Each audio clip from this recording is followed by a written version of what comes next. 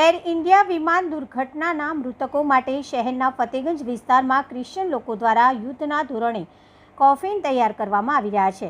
ગોજારા ગુરુવારે બપોરે 1:39 કલાકે અમદાવાદના મેઘાણીનગર એરપોર્ટથી અમદાવાદથી લંડન જવા માટે બોઈંગ 787 ડ્રીમ લાઇનર એર ઇન્ડિયાના AI-171 વિમાનમાં 230 મુસાફર, 2 પાયલોટ સહિત 10 ક્રૂ મેમ્બર મળીને કુલ 242 મુસાફરો સાથેનું વિમાન ટેકઓફ થયાની ગણતરીની મિનિટોમાં જ અચાનક નજીકના સિવિલ હોસ્પિટલના ઇન્ટર્ન તબીબો અને મેડિકલ સ્ટાફના રહેણાંક અને હોસ્ટેલની બીજી મેડિકલ હોસ્ટેલ બિલ્ડિંગ સાથે ભટકાઈ જતા જોતજોતામાં પ્રચંડ ધડાકા સાથે અગનગોળામાં ફેરવાઈ ગયું હતું, જેના કારણે વિમાનમાં બેઠેલા 169 ભારતીયોમાંથી એકને બાદ કરતા 168 ભારતીય મુસાફરો, 53 બ્રિટિશ નાગરિકો, 7 પોર્ટુગીઝ તથા 1 કેનેડિયન નાગરિક સહિત 241 લોકોના કરુણ મોત નીપજ્યા હતા.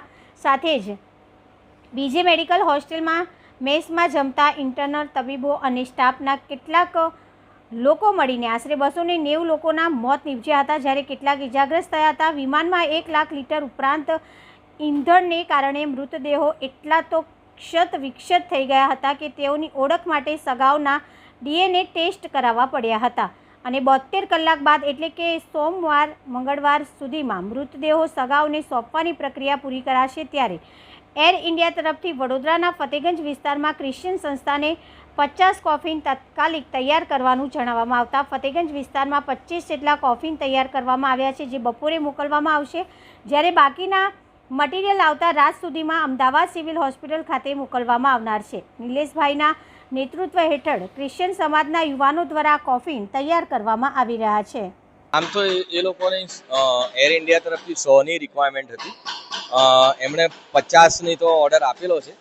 25 બપોરે 3 વાગ્યા સુધી એમણે કીધું છે કે અમે 3 વાગ્યા સુધી આ કોફિન લઈ જઈશું, એટલે 25 તો ઓલરેડી રેડી થઈ જશે.